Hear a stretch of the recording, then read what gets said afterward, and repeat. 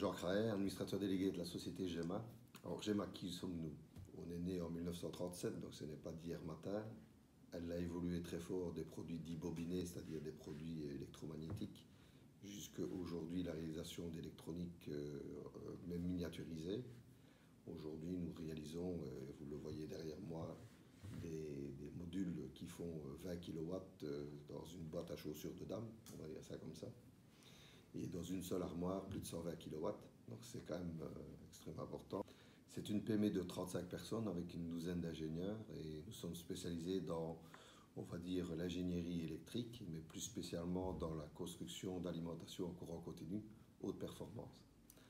Alors ces alimentations en courant continu haute performance, qu'est-ce que c'est?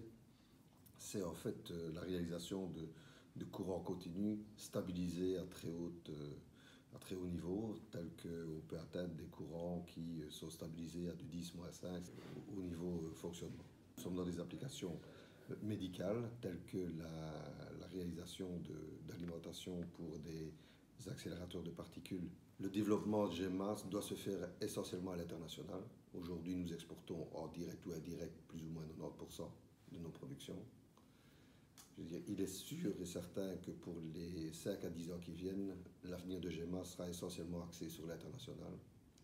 Et nous avons aujourd'hui déjà de grandes références au Japon, où nous avons la fourniture dans le centre, je veux dire, de laboratoire physique nucléaire au Japon chez Riken, à peu près identique au CERN, le CERN japonais, on va dire, des alimentations qui vont jusqu'à 1,4 MW avec une stabilité du courant de 3000 A avec stabilité à 10-5. GEMA aujourd'hui, c'est 10% de son chiffre d'affaires en recherche et développement. C'est des ingénieurs électroniciens en grande partie. C'est une obligation d'avoir des gens au niveau compétences dans les ateliers qui sont extrêmement importants au niveau câblage, montage câblage d'armoires électriques. C'est la grande difficulté aujourd'hui, c'est de trouver des ressources, je vais dire, pour pouvoir assurer demain cette croissance à l'international. La langue véhiculaire de GEMA demain sera l'anglais. L'électronique de puissance aujourd'hui est extrêmement informatisée, c'est-à-dire que le numérique est pratiquement partout.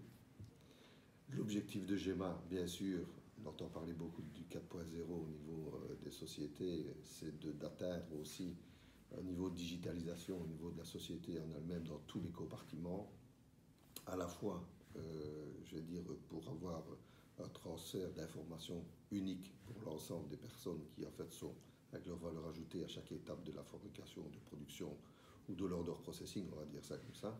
Voilà, donc ça c'est des enjeux de demain, internationalisation, capacité d'avoir les ressources adéquates pour maîtriser, je veux dire, cette évolution. Et troisièmement, d'avoir en fait une meilleure productivité demain, une capacité d'être plus compétitif encore et en étant, je veux dire, axé sur le 4.0, c'est la digitalisation maximum de la société. Notre problème majeur aujourd'hui en Belgique, c'est que point d'interrogation sur la politique scientifique et intervention de la Belgique dans les grands projets internationaux.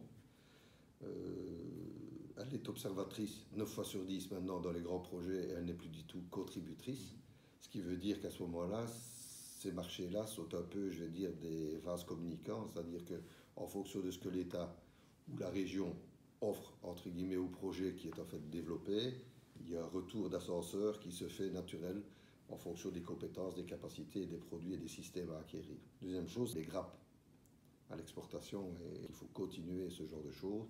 Et je pense qu'une grappe dans l'énergie devrait être faite parce qu'il y a énormément de compétences en Wallonie, énormément de petites références qui se font à gauche à droite, mais pour avoir un accès à l'international, à des projets plus importants et plus ambitieux, il faut absolument qu'on essaye d'être groupés et de mutualiser nos capacités pour faire des solutions globales.